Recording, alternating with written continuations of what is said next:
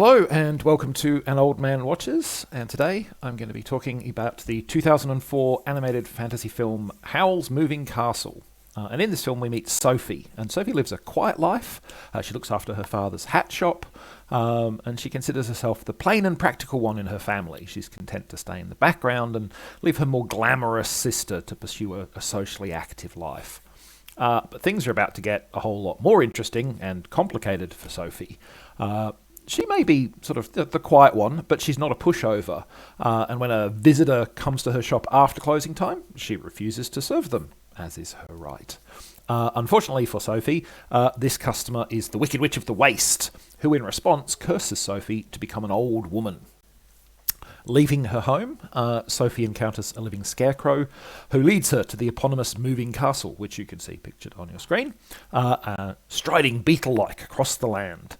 This leads Sophie to finding a new job as the cleaning lady for the wizard Howl and his strange household. Now, Howl's place certainly needs the attention of a cleaning lady because the wizard himself is far too busy trying to prevent a war to worry about things like the state of his kitchen. So Sophie sets to work with her usual diligence, but she doesn't get a quiet life. You don't get a quiet life when you choose to live in a wizard's house.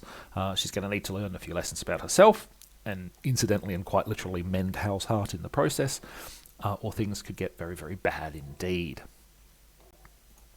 So Howl's Moving Castle is based quite loosely on the novel of the same name by Diana Wynne Jones. It comes from Studio Ghibli and is directed by Hayao Miyazaki. If you're at all familiar with Japanese animation, those are deservedly renowned names, and I'm pleased to say that the movie lives up to their usual high standards. You should see this film. It's a good one. But perhaps, you need a little bit more context than that. So let's give it to you. So each Miyazaki film has its own identity, story, and characters, but they do tend to share a number of motifs, such as certain types of protagonists and antagonists, a fascination with flight, and an anti-militarist bent. Miyazaki is a pacifist. Howl's Moving Castle certainly ticks a number of boxes on the Miyazaki bingo card. Sophie is an attractive but not sexualized female lead, much like the leads of his earlier movies like Nausicaa of the Valley of the Wind, Castle in the Sky, or Kiki's Delivery Service. All of the three films that I just named also had a significant story element that involved flying and flying machines, and the same is true of this movie. As I said, Miyazaki is an avowed pacifist, and almost all of his movies show great skepticism about the use of force as a solution to problems. It's therefore no surprise to me that Howl's Moving Castle also has a strongly anti-militaristic theme. In fact, it would probably be true to say that war itself, particularly the terrible things that it leads people to do, functions as the primary antagonist for this film. Now, I want to be clear that I'm not in any way saying that Miyazaki's movies are all the same or all interchangeable. They aren't. They all have their own distinct scenarios, plots, characters, events. But there are certain motifs he likes to include, and he's definitely done so again in this film. And if you like Miyazaki stuff, that can feel quite comforting to see those things. But also, they are tropes you are going to see again and again in his work. And so sometimes maybe you want to space out seeing his films. But they are, on the whole, still very, very good. But the fact that Miyazaki puts these things into his films, these themes and tropes into his films, brings me to my second topic, and the thing that might upset some viewers if they're fans of the original novel. In incorporating these motifs, Miyazaki and his team have made a film that has significant differences to the novel in both plot and themes. Now, I'm not personally one of those people who thinks a film adaptation has to faithfully follow the details of the book on which it was based. Sometimes the changes a film script makes might be unwise or ill thought out. There are some dumb filmmaking decisions out there from adaptations, but that's by no means always the case. The movie version of Avalon High, for instance, makes a couple of major plot and character changes from the book on which it's based, and it's frankly a far more satisfying story because of it.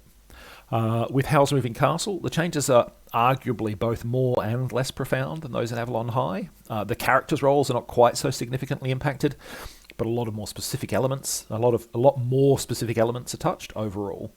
And the themes in particular are quite different between the book and the film. The war is not a major component of the book. It's a background detail that drives a few plot developments, but the book focuses much more on Sophie's personal journey to understand her own power. On the other hand, the war is very much centre stage in the film. So there are different themes, different plot elements at work in the two. And, if you're a hardcore fan of the book, you might have issues with that. Now, it's worth pointing out, the author herself described the film as fantastic. She acknowledged that it's different from her book, but she said it's still a great film. And I think you'll be missing out if you were to take the attitude of, it's different from the book, I don't want to see it. Because, it is different from the book, but it is still a meticulously crafted film, both visually and in terms of the script.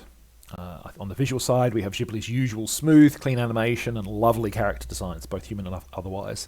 Both the fire demon Calcifer and the moving castle itself are visual treats, and the settings that the movie is taking place in also enjoy lush attention to detail. The locations the characters visit and the scenes that show us the war have clearly been deeply considered for their narrative potential. It's an animated movie. Nothing ends up on screen by accident, and Ghibli really think about these things. Similarly, the script hasn't just made changes for the sake of being different. It develops different themes, yes, but they are still appropriate, convincing themes that combine naturally with the core premise and which deliver a satisfying narrative experience. Ultimately, Howl's Moving Castle is another excellent Studio Ghibli production, and it's well worth a watch. So that's Howl's Moving Castle. Next time, micro-budget 1977 action movie In Hot Pursuit, or as it was originally titled, Polk County Pot Plane. But that's next time. Until then, thanks for watching this video, and I hope you enjoyed it.